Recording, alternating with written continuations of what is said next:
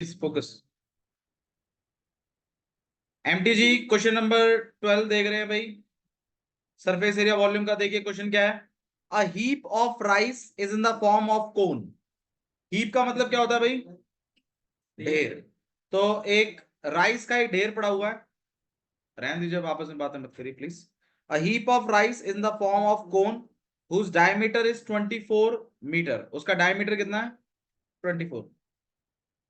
तो भाई मैंने बताया था आपको, कभी भी ऐसे डायमीटर दे तो डायरेक्टली क्या लिखिए? रेडियस। तो 12 हो जाएगा मेरे ख्याल से।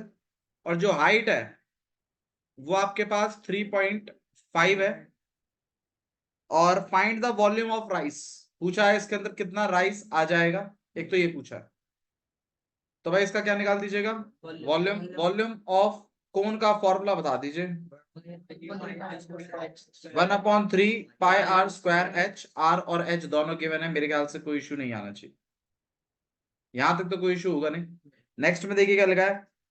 How much cloth is required to cover the heap.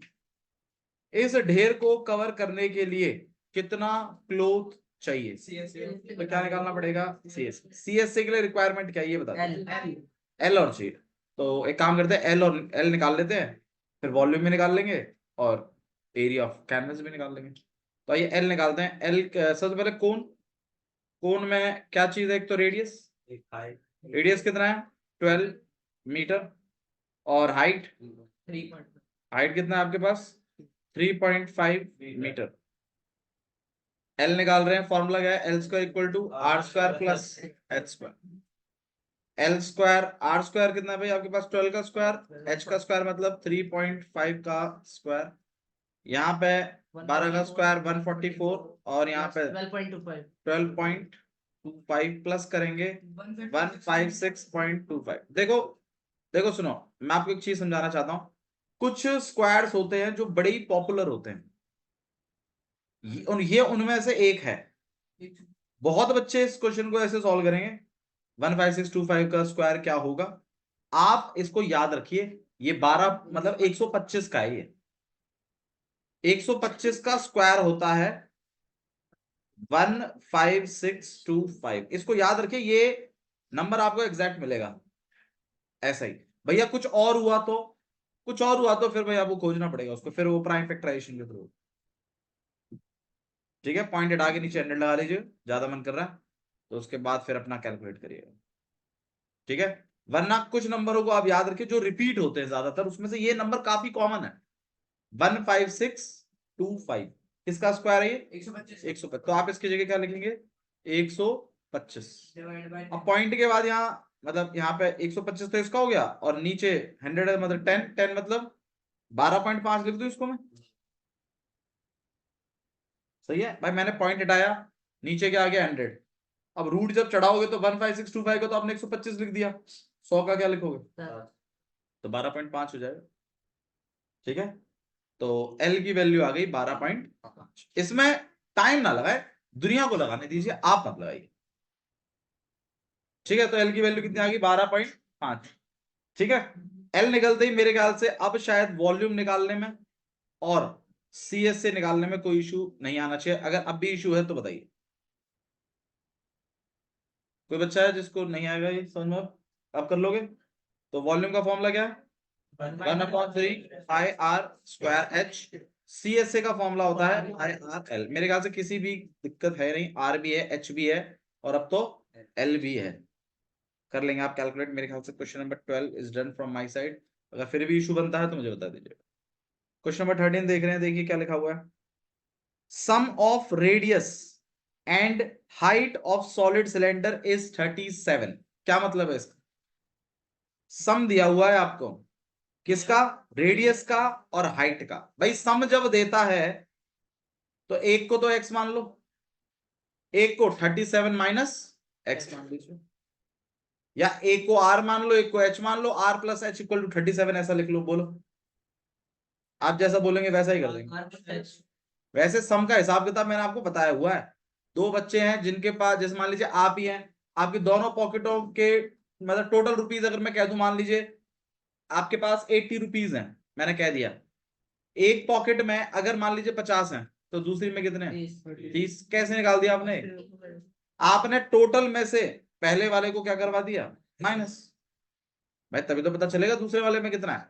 अब मैं कह रहा हूं एक आर है एक एच है, दोनों का सम जो है वो कितना है 37। तो एक सिस्टम तो आप ये कर सकते हो कि r plus H equal to में 37, दो वेरिएबल यूज कर लिया आपने। नहीं तो मैं तो ये कहता हूं 37 है ना प्लस करके, एक को एक्स मान लो, दूसरा कितना हो जाएगा 37 माइनस एक्स। ऐसा आपने चैप्टर 4 में बहुत बार किया है। यहाँ पे सम ऑफ एजेस दिया हुआ है, एक मतलब दो फ्रेंड है, दोनों की एजेस का सम मान लीजिए 25 है, एक जो है वो 8 साल का है, तो दूसरा कितने साल का होगा। भाई 25 में से उस 8 को क्या करवा दीजिए। बहुत बार आप करते भी आए हैं चैप्टर नंबर 4 के हिसाब से। और आपको तो वेरिएबल वैसे भी एक ही यूज हो तो अच्छा है, पर इन केस आप फिर भी आर और एच से करना चाहते हैं तो अलाउड है, कर सकते हैं। अब आप बोलिए कैसे करें आर और एच, भैया ये ना बदले। चलिए कोई बात नहीं, आर और एच से अगर आप करवाना चाहें तो आर और एच से करवा लीजिए। तो एक सिलेंडर है, तो रेडियस और हाइट का सम दिया हुआ है आपको। तो radius let it be r और हाइट एच। एक इक्वेशन तो ये है आपके पास कि r plus H equal to में 37, जो कि आप मान नहीं रहे हैं, कोई बात नहीं 37, ये आपकी इक्वेशन फर्स्ट है। अब ध्यान रखिएगा दो वेरिएबल यूज करें आपने तो कितनी इक्वेशन बनेगी, दो। एक तो आपने ये बना दी, एक और ही होगी, देखना आगे पढ़ते हैं स्टेटमेंट में क्या लगा है। If total surface area of the cylinder is 1628, एक किससे बनने वाली है, क्योंकि टीएस से दिया हुआ है आपको, कितना है 1628 centimetre square. Find the volume, आपसे वॉल्यूम पूछा है। भाई वॉल्यूम तो बाद में निकलेगी, पहले रेडियस और हाइट निकलेगा तब जाके निकलेगी वॉल्यूम। एक इक्वेशन तो ये बन गई आर और एच की, एक इक्वेशन इससे बनेगी।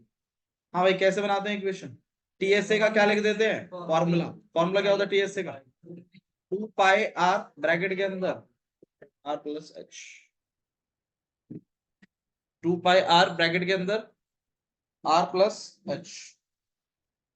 ठीक है, वैल्यूज डाल रहे हैं हम, टीएसए की वैल्यू कितनी है 2 तो है, पाई भी है, आर भी है, आर प्लस एच की वैल्यू भी आपको दी हुई है यार, पाई की वैल्यू भी दी हुई है, पाई की वैल्यू डाल दीजिए 22/7। अब आप ये बताइए ये जो इक्वेशन बची है ये कितने वेरिएबल की बची है, तो बहुत ही अच्छी बात है, इसमें से आर निकल जाएगा। आर निकलते ही इस वाली इक्वेशन में क्या कर दीजिएगा, पुट कर दीजिएगा, एच निकल जाएगा। आर और एच दोनों निकल गए, फिर अपना वॉल्यूम R7 आ रहा है। चलिए आर को अकेला कर देते हैं, 1628 इंटू में 7 अपॉन में 2 इंटू में और इंटू में 37। आइए कटिंग कर लेते हैं इसकी। 37 से 4 पे कट 44 पे कट जाएगा। 2 से काट रहे हैं 11 बार पे, 2 से काट रहे हैं यहाँ पर 8 2 16, 1 और 4। 11 से काट रहे हैं 1 बार, 11 से 7 बार 77, और 77 के बाद आपके पास 4 बार, 37 से 1 बार, अरे यहाँ पे 2 बार। ठीक है, 2 से 2 क्या हो गया कैंसिल, और आर इक्वल टू में कितना आ गया, फटाफट इसका वो निकाल लीजिए। क्वेश्चन नंबर 14 पढ़ दो भाई युवराज।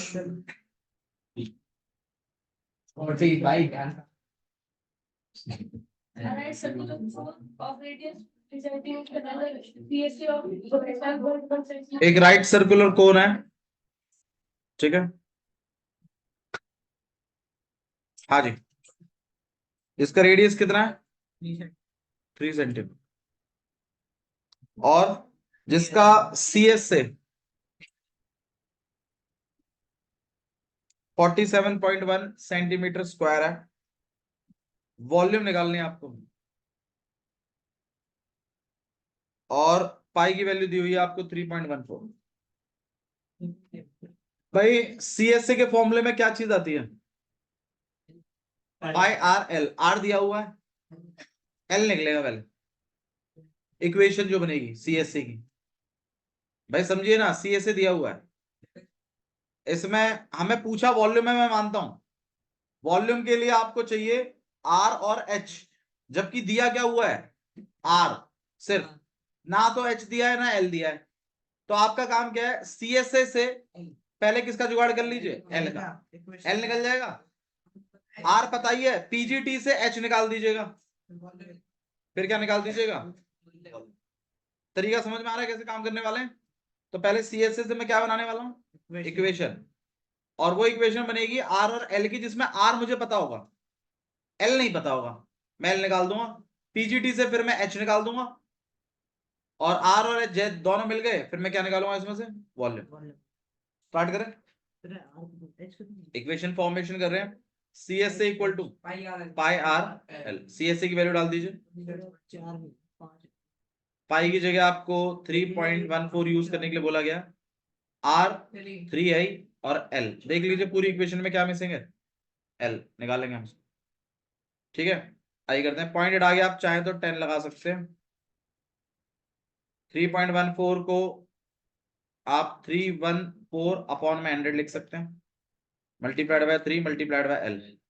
ये 0 0 कट गया, ये 10 ऊपर चला जाएगा, ये चीज नीचे आ जाएगी, 3 भी नीचे आ जाएगा, एल अकेला कर अपॉन में 314 और इनटू में 3 और। हाँ भाई 3 से कट हो सकता है ये मेरे ख्याल से, 3 1 जा 3, और आपके पास यहाँ पे हो गया 17, और 5 3 जा 15, 7 3 जा 21, 157 1 बार, और ये 2 बार, 2 से 1 बार 5 बार। एल की वैल्यू कितनी आ गई, नहीं है, एल निकल गया, आर पता ही है, अब क्या करना है हमें, एच बिल्कुल पीजीटी से हमें एच और निकालना है। कौन किसमें, इसमें नहीं नहीं, मैं देखो सुनो, मैं आपको एक चीज समझाता हूँ, नंबर कहाँ कटते हैं कहाँ नहीं कटते उस चीज के बारे में थोड़ा जिक्र कर लेते हैं। आप सॉल्यूशन कर रहे हैं, सॉल्यूशन के बीच में मेरे को यूनिट नहीं चाहिए आपसे, आप लगा दें बड़प्पन आप। एल की कह रहा भैया, अरे मैं एल की ही बात कर रहा हूँ भैया, अभी भी सॉल्यूशन ही चल रहा है, लेकिन जब लास्ट में आप लिख रहे हैं चीजों को फाइनलाइज कर रहे हैं, वहां पे जरूर मेंशन करें, क्योंकि उधर लगातार अगर आप यूनिट मिस करेंगे तो दिक्कत में आ जाएंगे। ठीक है, लगातार नहीं मिस करना, एक दो भी अगर मिस कर दो तो भी कोई ऐसा टेंशन इतनी बड़ी वाली बात भी नहीं है। ठीक है, तो ऐसा बीच में नहीं चाहता मैं, यहाँ भी नहीं चाहता, आप यहाँ लिखो, यहाँ भी नहीं चाहता, यहाँ भी मत लिखो, कोई दिक्कत नहीं है, लेकिन जब फाइनलाइज कर रहे हो तब तो लिख दो कि क्या निकाला है, ये रुपीज है, सेंटीमीटर स्क्वायर है, मीटर स्क्वायर है, क्या है ये। ठीक है, तो एल का वैल्यू कितना है आपके पास 5, अभी हम आर और निकाल ले, अभी हम एच और निकाल लेते हैं, तो l square equal to r square plus h square. L कितना है आपके पास 5 का स्क्वायर, आर 3 का स्क्वायर, और एच हमें निकालना है 5 का स्क्वायर 25 माइनस 9, एच का square 25 minus 9, h equal to में एच निकला है आपके पास। अच्छा जी, एच निकलने के बाद मेरे ख्याल से अब तो वॉल्यूम का कोई इतना बड़ा इश्यू नहीं है, आप बोले तो मैं वॉल्यूम निकाल देता हूँ, बोलो। ठीक है, डुएबल है ना, कर सकते हैं क्वेश्चन। ओके, नेक्स्ट क्वेश्चन जा रहे हैं हम लोग, क्वेश्चन नंबर 15। एक 5 मीटर वाइड क्लोथ है is use to make a conical tent. भाई इस क्वेश्चन को आए हुए वैसे तो काफी टाइम हो चुका है, बट ये क्लास 9th में भी है आपको, कि एक कपड़ा है और उस कपड़े से एक कोनिकल टेंट प्रिपेयर किया गया है। देखो कोई भी ये जो कपड़ा है इसमें इसने बोला गया है ये 3 मीटर, ये 5 मीटर वाइड है, कितना है ये 5 मीटर। देखो नॉर्मली आजकल तो हम लोग सब लोग शर्ट्स वर्ट्स पहनते हैं, ठीक है, तो एस मतलब रेडीमेड वाली, लेकिन पहले एक टाइम था जब ये रेडीमेड शर्ट्स नहीं आती थी, और टेलर्स का मतलब बहुत ही ज्यादा जबरदस्त काम चल रहा था।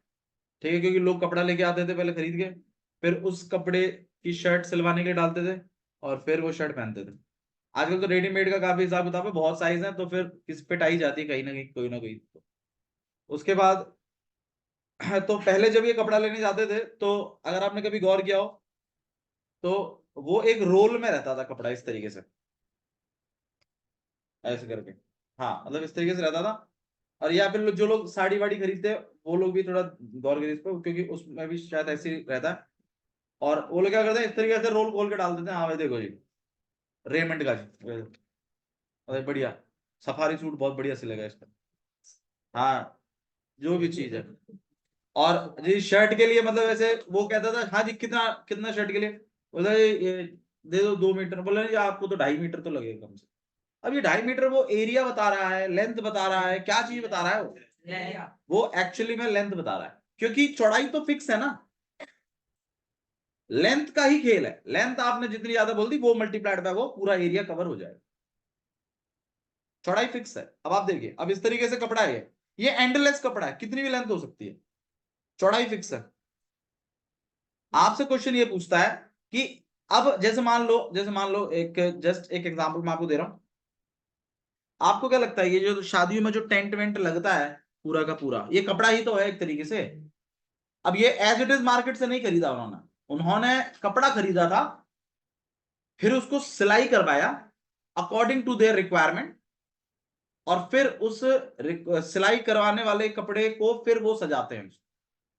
अब जैसे मान लीजिए मुझे मुझे फॉर एग्जाम्पल जैसे मान लीजिए मुझे ये टेबल कवर करनी है पूरी की पूरी, या मान लो मुझे ये पूरा कमरा कवर करना है पूरा।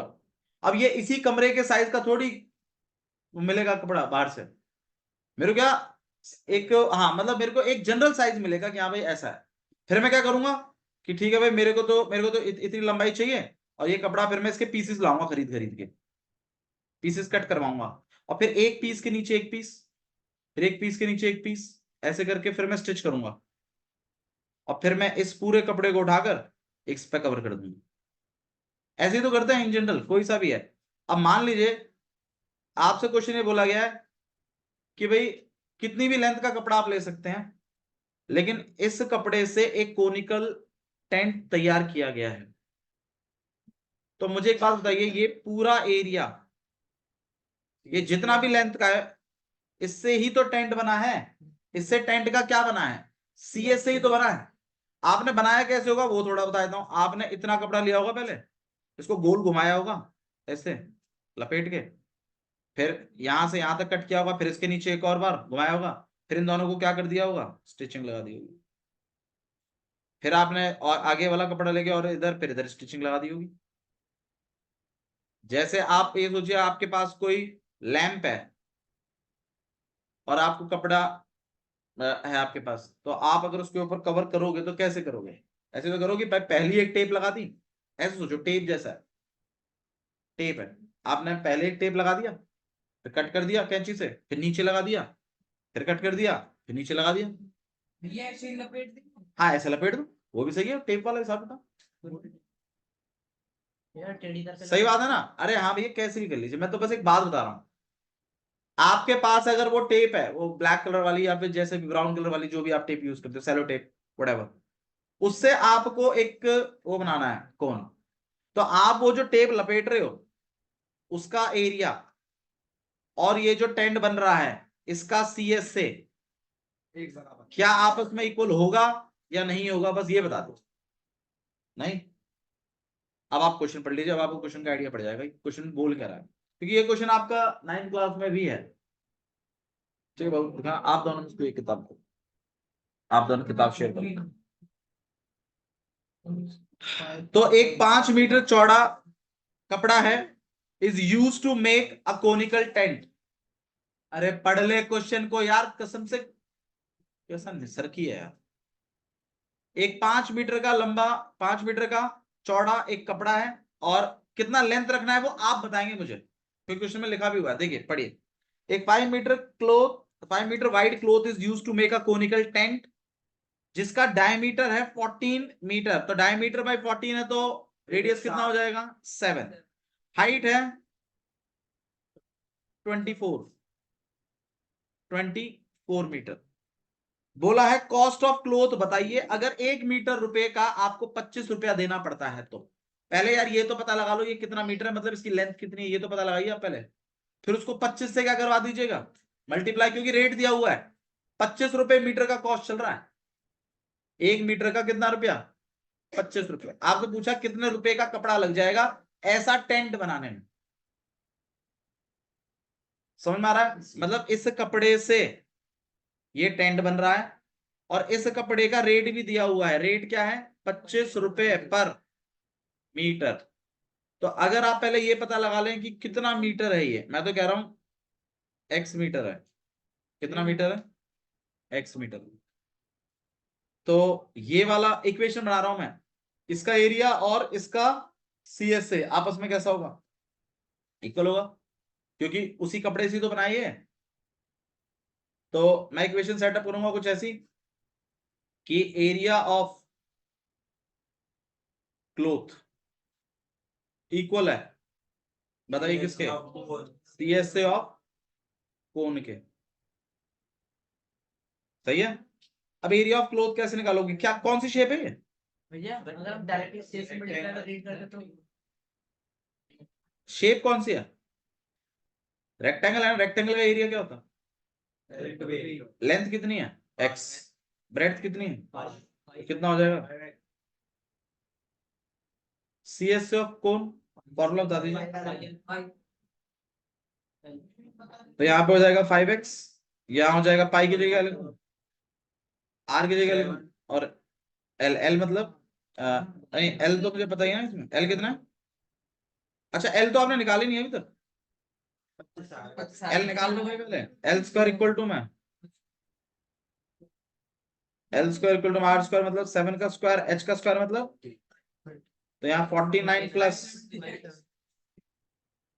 625 किसका होता है भाई, तो l की जगह क्या लिखूंगा 25, तो यहाँ पे 5x, यहाँ पे 22 अपॉन में 7, यहाँ 7 और इंटू में 25, 7 से 7 कैंसिल हो गया, x से 5 से चलो 25 भी काट दिए, 5 110। हाँ भाई कितनी लेंथ है इसकी, 110, 110 मीटर कपड़ा चाहिए, 5 मीटर चौड़ाई का 110 मीटर कपड़ा चाहिए, तब जाके CSA ऑफ कैनवस तैयार होगा। अब क्या रेट है भैया, तो 25 से और इसको मल्टीप्लाई करिए, तो यहाँ पे 0 और 270, 2750 का है, राइट, बोलो ठीक है। अच्छा जी भैया ये सब तो ठीक है, बट लिखेंगे कैसे, मतलब ऐसे ही लिखना है क्या, अब आप बताएंगे कैसे लिखना है, कौन भाई, सबसे पहले तो आपने वो कपड़ा बनाया ठीक है, तो उस क्लोथ को लिख लीजिएगा, ठीक है, मैंने थोड़ा सा इसको और चौड़ा कर दिया, थोड़ा सा इसको और पतला ही रखा ज्यादा से।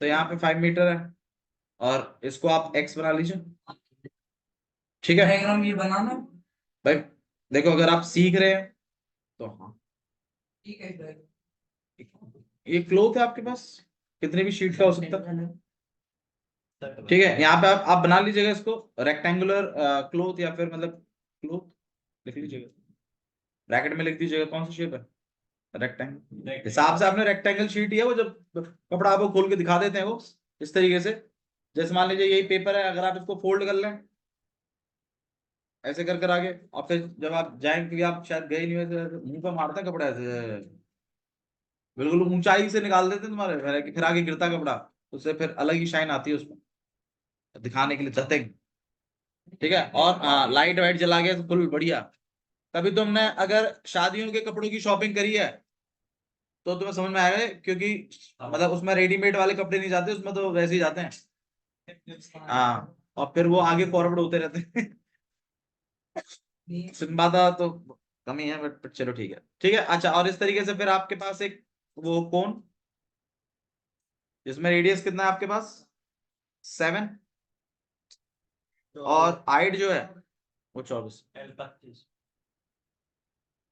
ठीक है। एल आपने डायरेक्ट वैसे निकाल ही लिया है, वैसे आपको हिसाब से एल से ही शुरुआत करनी है, क्योंकि जब आप इक्वेशन फॉर्म करेंगे उसमें CS से आएगा, ठीक है। थोड़ा सा देखो, मैं ये जो क्वेश्चन आपको करा रहा हूं ना, मैं आपके कंसेप्ट को जनरेट कर रहा हूं कि इक्वेशनों में डील करो।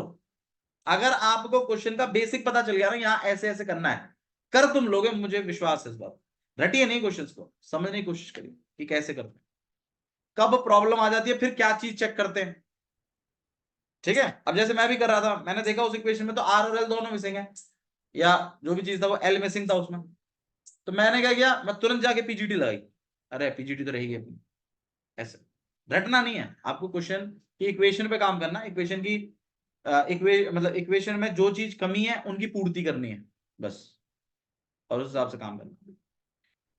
ठीक है, तो सबसे पहले आप किसके, और ये कौन हो गया आपके पास, तो सबसे पहले किसके बारे में बात होगी, बताइए। लिखते टाइम क्या लिखेंगे सबसे पहले? सबसे पहले आप यहाँ पे रेक्टेंगल लिख लीजिए, ठीक है। क्लोथ और लेंथ कितनी मानी हुई है आपने, एक्स, ब्रेड्थ, एरिया यहाँ निकालने की जरूरत नहीं, ये बेसिक इन्फो है बस। कोन, कोन में आपको रेडियस दिया हुआ है कितना है, हाइट कितनी है, 24 एल निकाल के। अब इसके बाद क्या करना है, अकॉर्डिंग टू क्वेश्चन नहीं यार एल निकाल बेसिक, उसमें अभी एल कहाँ निकला है, कहाँ है एल यार, यार वो लेंथ है यार, कतई कतई। एल स्क्वायर इक्वल टू में r square plus h square. R कितना है भाई आपके पास 7, एच कितना है 24, यहाँ पे आएगा 625, एल इक्वल टू कितना हो जाएगा आपके पास 12 25। एल निकलने के बाद फिर आपको इक्वेशन फॉर्मेशन करनी है, और इक्वेशन फॉर्मेशन कुछ ऐसी होगी कि according to question area of cloth, area of cloth equal to CSA of cone. Area of cloth का फॉर्मूला बिल्कुल लेंथ इनटू ब्रेड्थ या फिर x इनटू 5 या 5x, जो भी आप लिखें, x इनटू 5। CSA ऑफ कोन का हो जाएगा पाई आर एल, तो यहाँ पे तो 5x हो जाएगा, पाई की जगह आप 3 बोला 22/7, तो यहाँ पे 22/7, आर की जगह भी 7 है, एल निकालना ही है शायद, नहीं एल भी दिया, एल 25, 7 7 कट गया आपके पास, 5 से आपने इसको काट दिया, यहाँ पर 5, x की वैल्यू आ गई आपके पास 110, ये लेंथ निकल आई है। अब आपको एक चीज और भी गिवन थी, कॉस्ट ऑफ 1 मीटर क्लोथ 25 रुपए। कितना था 25 रुपए, तो टोटल कॉस्ट हो जाएगी 110 मल्टीप्लाइड बाय, अब आप टोटल कॉस्ट निकाल रहे हैं ध्यान रखिएगा, तो ये सेंटीमीटर स्क्वायर या मीटर स्क्वायर नहीं लिखेंगे, ये रुपीज लिखेंगे आप उसको 27, तो 2750 रुपए आप हैंड ओवर करेंगे, ठीक है। तो ये होमवर्क होगा आपके पास, जो क्वेश्चंस कराए हैं वो सारे करके आने, एक क्वेश्चन और करेंगे, हाँ हाँ और करेंगे, कितने क्वेश्चंस रह रहे हैं हमारे पास, 42 क्वेश्चंस। संडे को भाई जितने आप मेरे से करा लो उतना बढ़िया है, बाकी सारे फिर आपको होमवर्क चले जाएंगे संडे को। आप एक काम करिए,